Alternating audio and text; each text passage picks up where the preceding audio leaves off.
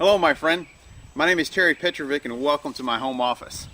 You know, success in this business is based on your ability to lead, teach, and coach people. And one of the things that I've found that I've always had to work on is my leadership skills. So what we're going to be doing is we're going to be giving you a quick executive summary, if you will, of one of my favorite books, and it's called The 21 Irrefutable Laws of Leadership by John Maxwell. Now, on my mastermind calls, I'll actually spend an hour every Monday night at 9 o'clock Eastern Time, and we'll go through a portion of this book. Myself and my leaders, we know that in order for us to grow our businesses, we have to grow our head. So I'm going to give you an executive summary of this book, and hopefully you'll get some quick tips from it. I'd encourage you to buy this book. Again, the author is John Maxwell, The 21 Irrefutable Laws of Leadership. So let's go ahead and jump in. Leadership is the essence of building a successful business. And, you know, we're in an interesting business where we actually have a volunteer army, if you will. And the only way that we can be successful is that if we build teams of people who go out and build teams of people to teach people about what we have. So I'm just going to jump through, and it's going to be perhaps a little fragmented, but I want to just share with you some bullet points that I highlighted as I went through this book. None of us is smart as all of us. The laws of leadership can be learned by anyone. The laws can stand alone. The laws carry consequences with them, and these laws are the foundation of successful leadership. The first law number one, is law of the lid. Now, the law of the lid really talks about your ability to lead will actually determine your level of success. And John Maxwell goes in and talks about the story of McDonald's and Ray Kroc. And he said Ray Kroc sacrificed a lot. Although he was in his mid-50s when he got started, he was working long hours, and he had just figured out how to start his first business. It was a challenge for Kroc, but Kroc understood the importance of systems and people. Here's a great quote. It talks about success without leadership. The higher you want to climb, the more leadership that you need. The greater impact you want to make, the greater influence you'll need to have. Whatever you will accomplish is restricted by your leadership ability and your ability to lead other people.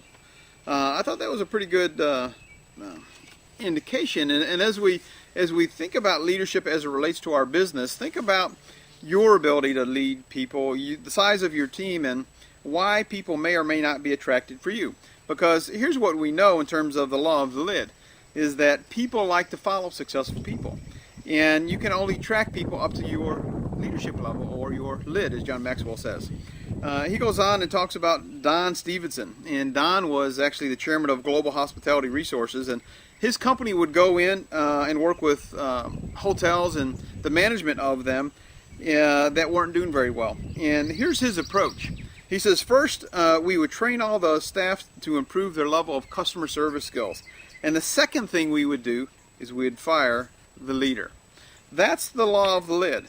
Your ability to lead is based on your own personal knowledge. Now, the good news there is that you can change that by studying books like this book as well as other books. Leaders are not born, they're created, and they work on themselves. So, law 2, the law of influence. The true measure of leadership is your ability to influence. Nothing more, nothing less.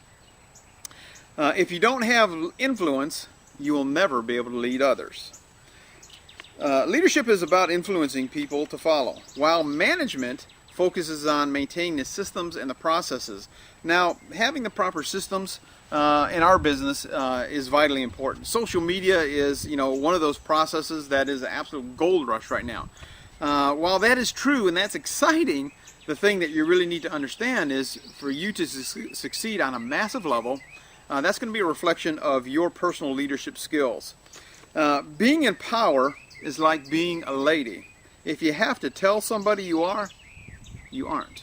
Think about that for a second. Yeah, I have some friends that I know, and you probably know some of these people, that they always talk about how authentic they are, how strong a leader they are, when in reality, if those things were really true, they would need to be promoting that. It would be self-evident.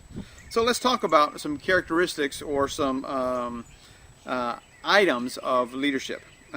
Character, who they are. True leadership always begins with the inner person. Relationships, who they know. If you're a leader, you are a leader only if you have followers. And that always requires developing relationships. The deeper the relationships, the stronger the potential of your leadership. Knowledge, what they know. Information is vital to a leader. You know, how often do you work on your own personal development and improving your skill sets? Intuition, what they feel. Leaders seek to recognize and influence intangibles such as energy, morale, timing, and momentum. Experience, where they've been. The greater the challenge you faced as a leader in the past, the more likely the follows are going to give you a chance in the present. Past success, what they've done. Nothing speaks to followers like a good track record. What's your track record like? Is it something that is attractive to people? Or maybe do you still need to work on becoming successful and making some things happen? Here's a great one. The very essence of all power is to influence. It lies in the ability of getting other people to participate. Positional leadership, and that's kind of what we have in our business. Positional leadership often doesn't work in volunteer organizations. See, we have no authority to fire somebody or anything like that. So we must attract people based on our words and our vision and who we are.